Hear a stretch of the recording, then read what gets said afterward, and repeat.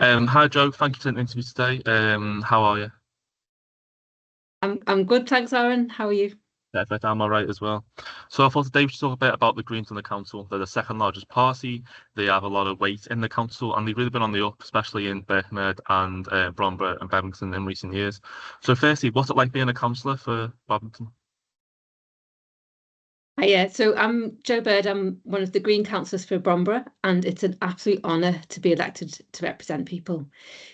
Just 7 years ago, there was only one Green councillor on the Wirral, and now there's 14. Greens are growing and growing, and recently we've seen a huge increase in membership, led by the brilliant leadership of Zach Polanski. He's really cutting through on social media. Watch his videos if you haven't. And yeah, hundreds of people joining Wirral Green Party. Yeah, so do you think that going forward, then the Greens have got a real chance on the Wirral with this Zach Polanski boost? Absolutely. Wirral is crying out for green solutions. You know, the problems that we face, pollution, austerity and cuts, the rise of hatred. The Greens have the solutions for these issues. We would nationalise things like the water companies and Merseyrail, would bring them back into public hands, take out the profit extraction from our water bills and our ticket fares. You know, £1.50 for every train ticket is goes straight to shareholders' profits for Merseyrail, and that money should be reinvested back into our services. So that's just one example of what the Greens offer for the Wirral, and more people are hearing about these policies and liking them and joining the Green Party.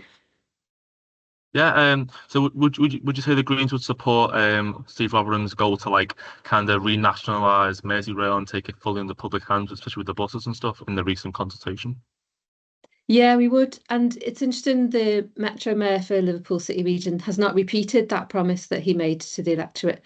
I went to the last Transport Committee meeting and asked, what's the plan with Merseyrail? And they couldn't give a straight answer. They said everything was on the table, including Right. keeping the privatised or full nationalisation or something in between. Um, Greens, like the rail trade unions, all three of them, RMT, ASLEF, Tessa, we're calling for Merseyrail to be brought back into public hands when the contract ends in 2028. Okay, yeah. And do you think that the Greens on the council can have much of an impact on these wider Merseyside based issues, or is it more just a Wirral that you seem to focus on? Mhm. Nationally, internationally, regionally, and locally, that's where Greens are already having an impact. We hold the Labour-led council to account. We've challenged them on things like building two brand new office blocks when only one would have done. In the 6 months after lockdown, that decision was made by the Labour cabinet, and we all see in Birkenhead town centre an empty office block. Yeah. Um, just sitting there consuming council money, £4 million a year we're spending on that, just on the loan, like lease repayments. Yeah. It's just sitting there empty. It should be used and probably shouldn't have been built in the first place. At the same time, we keep pressing for proper regeneration of Birkenhead town centre in particular.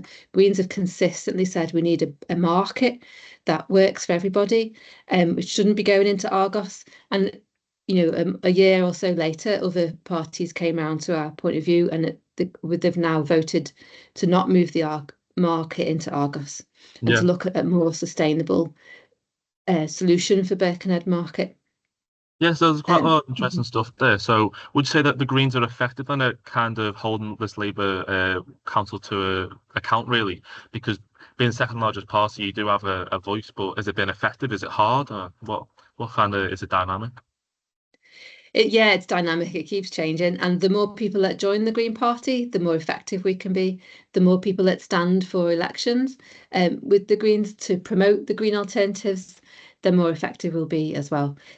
We aim to make Wirral into a fairer and greener place. And we can do some of that in as the joint second largest group.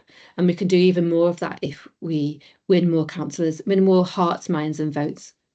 Of course, yeah. So looking at Birkenhead Market in particular, there's been a lot of uproar about the plans. You know, it was a temporary market to Argos to M&S to all these different ideas. So can you give anyone like kind of an indication of where the council's looking to go next? Because it's been a real mess of people that I've spoken to about it. And it keeps changing. There's been about four different proposals for the market, none of which have been sustainable or affordable. So that's the key principles, really. It needs to work for the current market traders, and it needs to attract new market traders of the future. Birkenhead's been a market town for more than 150 years, and it needs to keep being a market town, and keep having a market, one that's vibrant, that brings people in, that's a jumping off point for young and new entrepreneurs who want to try their hand at a market stall. Right, yeah. So would you reckon the Wirral Youth Market could be integrated into the Birkenhead market as a whole? Because that's been quite successful Mhm. across West Kirby, Birkenhead, Heswell. Yeah, it has, yeah. And let's make that the youth market a regular thing, and so that some traders, when they're ready, they can have a permanent presence. Okay, yeah. So is there a way forward that you'd like to see for Birkenhead market? Is there like a green goal for Birkenhead market, or is it just like finding the right place? I think the ideal outcome would be refurbishing the existing market where it stands now. I Right. don't know yet if we've got enough money from government to do that in one go. It might have to be phased. Um, yeah, so, and there needs to be a home for the market traders while refurbishment work or Yeah. demolition work is going on. These are all very live issues, and Yeah. best speaking to market traders about what their opinion is on those proposals. No, 100%. Yeah, like you talk about the money from government and stuff, and to pay for the over budget of the Birkenhead Town Centre regeneration scheme as a whole, I think 1.5 million. I think I could be wrong, but multiple millions are taken from the Birkenhead Market scheme and put into paying off the over budget nature of Birkenhead Town Centre regeneration. So, do you think? What do you think? Do you think that should have happened? And if not, what do you think should have happened instead to pay for it? Well, Birkenhead Town Centre works are a scandal. Senior managers are no longer in post as a result, and that's the least that should happen. The project started out with a £12 million budget. It's now more than £12 million on top of that, overspent. It was going to be finished in 1 year. It's now 2 years and still overrunning. Absolute scandal. And the Greens have consistently held senior leadership and elected councillors to account for that. I don't actually understand why Councillor Paul Stewart, the former leader of the council, Councillor Tony Jones, the former chair of the Regeneration Committee, I don't understand how they're still Labour councillors. Why haven't they resigned and hung their heads in shame? They're in charge when this is happening. And there's, I'm sometimes a bit lost for words at how appalling it is. And £4 million was moved without the knowledge of councillors, was moved by senior leadership from the market, just taken and put into the Birkenhead Town Centre work scheme. That decision should have been made transparency, giving elected members the chance to make political choices. That's what we're elected to do. So the council's not aware of this shift of money then? I was under the presumption reading the report that it was kind of a council-wide decision to like reallocate funds. The funds were reallocated, and more than a year later, that's only when it was brought to the attention of elected councillors to make a proper decision on. And that's because Greens noticed. We said, hang on, what's going on here? And Right, that's yeah. when it became more transparent. Well, the current leader, Paula Bassnett, has spoken a lot about how regeneration has kind of been a big problem, not necessarily a failure, but it's been a real blight on the council. And she's launched an independent review. Do you think the Greens can work with her to try and, rebuild trust in the council around Yeah, regeneration? so yeah, absolutely. Where we agree, Greens and Labour councillors do work together, as Greens work with other parties too, where we agree. So for example, overturning the decision to move the market into Argos was a Green and Labour move. Keeping the libraries open also Yeah. led a campaign led by the Greens, but then later supported by Labour. So all the current libraries on the Wirral are going to be kept open, which is a great victory success for our Green campaigns. Yeah, speaking to people in the local area and stuff and online, a lot of people release about this, especially in like poor areas like the beach wards and places around Seacombe and stuff. Those libraries are real like heartbeat of the community, and to save them was a Yeah. popular decision by a lot of people. But thought on this dynamic and stuff, do you think that with the recent like migrant debate in the council, how Labour and the Lib Dem supported the Greens motion, do you think that's like a way forward for the council, or what do you think going forward? Yeah, so it was very heartening to see cross-party support, apart from the Conservatives, voting to make it more real for Wirral to be a borough of sanctuary, for Wirral to really, in practice, welcome refugees and asylum seekers, however they got here and wherever they live now, that they're welcome on Wirral and to seek integration, so that they process their claims quickly, so that they're able to work, to pay rent, just like everybody else, and raise their families, go to school, all that sort of normal thing, because we need immigration. Our NHS would fall apart without it. It's one of the things that makes Wirral a great place to live is the diversity and the increasing diversity that we have here. Just to explain to everyone who's listening who don't know what a borough sanctuary is, what would that entail for the Wirral? Would it entail any financial commitment, or what would it look like? It's mostly what we're already doing, which is fulfilling our statutory lawful obligations, our responsibility as a council to find a place to live for everybody that needs it, so that we don't see people sleeping on the streets and homeless. It's helping people have the translation they need for medical appointments, for to open bank accounts, and there's lots of schools, primary and secondary schools and colleges, that are now like schools of sanctuary. So that means that teachers are aware of the different needs and seek to integrate all pupils from all over the world, speaking all kinds of different languages. That's kind of, that's the modern way. That's the daily life for most of us on the Wirral. I would say that that's not supported by the Conservative group, the Conservative councillors. They did used to support that kind of approach, but they seem to be copying Reform now. And there was another decision made at council last week about like sort of what kind of immigration policy is wanted, and Labour voted for the Conservative motion. Labour don't really have anything more than what Reform are offering, and it's such a crying shame. It's partly why lots of people are coming to the Greens, because we offer hope, we offer love, not hate.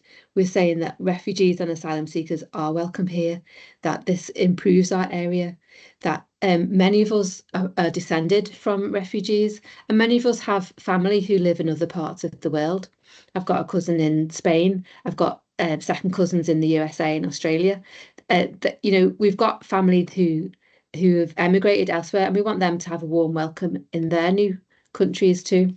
My Jewish great-grandparents were refugees from Eastern Europe, and they came over fleeing fascism, fleeing pogroms, which are now called ethnic cleansing, violence that against them because they were Jewish, that forced them from their homes. They had to leave to seek a safer and better life somewhere else. And we're lucky that they came to England. They found homes in Manchester, paid rent, raised families just like anybody else. And that's part of the rich tapestry that we have in this country.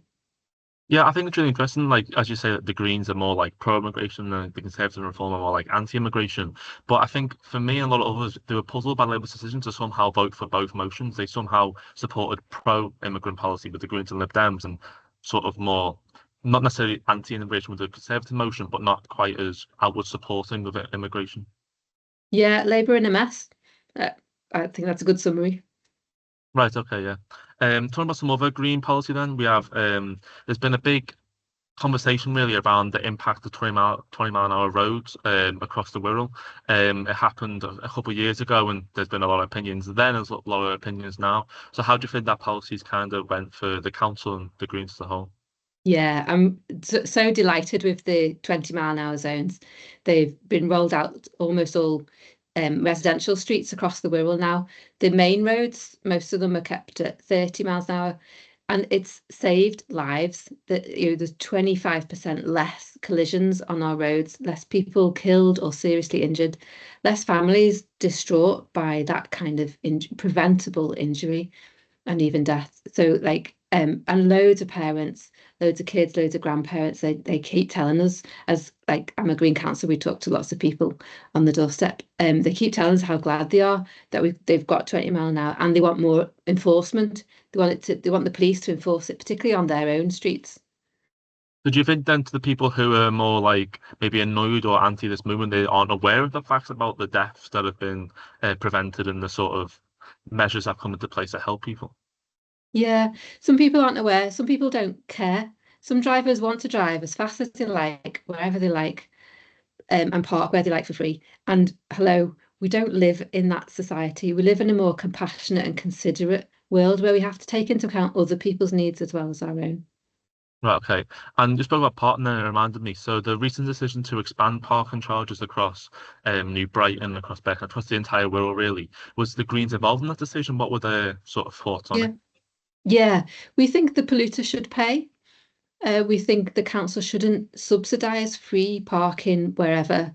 When we need to raise money for other services, for really important things like children looked after in care, or for our older folks, grandmas and granddads who need looking after, that's where our public money should be being spent. And car park charges is a reasonable way to help raise money for that too. It's also, we do need to support our local shops. Yeah. And the research shows after the initial dip, when car park charges come in, then there's a bounce back because actually people like to walk around on their streets or their shopping centres being safe, being able to be there that's a little bit cleaner, and being able to walk, cycle, and get the bus easily in and out of their shopping centres. Did you think like after maybe a 3 or 4 month period of like a change after the new parking charges come in, everything will be okay? Because there's been some real concerns around local shops, especially around New Brighton and stuff. People aren't going to drive there to park, so there's going to be kind of a decrease in footfall and obviously money for businesses, etc. Yeah, we're going to have to make adjustments and see how it goes and make improvements, like better cycle parking, for example, and more disabled badge parking. Okay, that's fair. And then moving on to 2027. So up in Lancaster, where I am now, I've spoken to some Green councillors on like an unofficial, just like between people, and they spoke about 2027 as a really big date. Reform swept Kent, Lancashire, Warwickshire, Worcestershire, basically many of the places that they stood in. And the Wirral didn't have an election last year, or this year, sorry. I was wondering, how do you feel? How do the Greens feel? How does the council feel really about this rise in reform? Is it a danger for yourselves, or are you kind of just going on taking a notice of it? Reform are a danger to our communities and our environment, and we take them very seriously. They're funded by billionaires and they promote the interests of the super rich.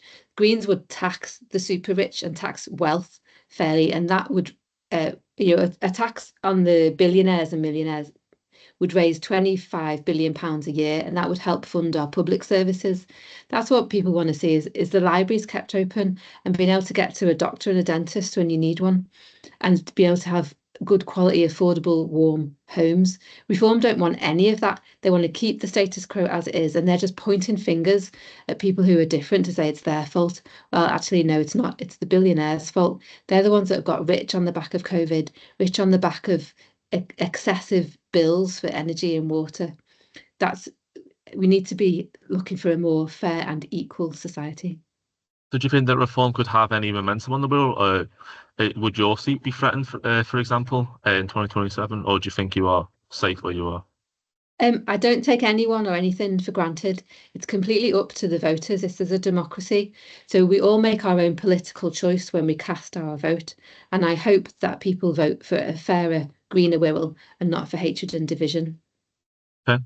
And if, say, hypothetically, Reform were to win a majority or were to win a sizable number of seats on the council, how do you think that would impact the way regeneration may happen or general council doings happen?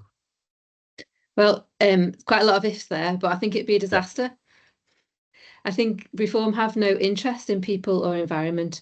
They're interested in division, hatred, and the super rich.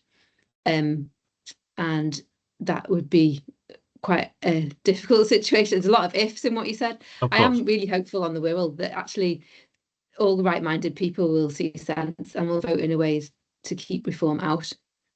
Okay. And then moving on to like elections more broadly, obviously yourself stood in the 2024 general election for Birkenhead. You came second. I First was a big margin, second was a big margin. There was no real party involved. So do you think that building in 2029, would you consider running again, or how would you think you would go about that? Yeah, I hope to see Birkenhead go green at the next general election. Already the polls are nationally moving that way, and 20% of people in the last general election voted green in Birkenhead. Um, it's about making hope normal again. It's about saying we have a future for our children and our grandchildren, and that future is green. We've already got 10 out of 21 local councillors in the Birkenhead constituency are green, and we hope to get a lot more come the next local elections in May 27, and that'll be a great springboard for the general election following that.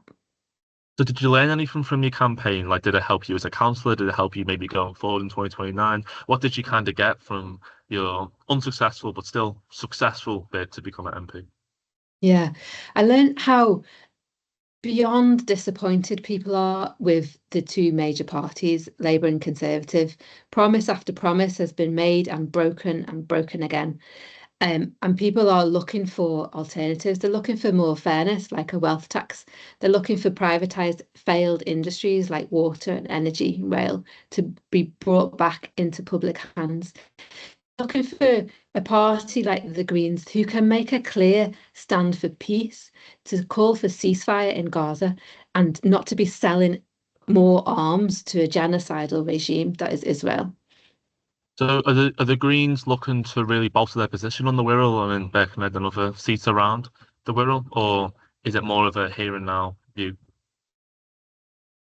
Oh, we're looking at the short term and the medium term and the long term. Yeah, we want to bring everybody with us, or at least large chunks of our community, to which we're also following. You know, people want a good green space for their kids to play on. People want to be able to walk along the banks of the River Mersey and not have to smell the pollution dumped there by United Utilities.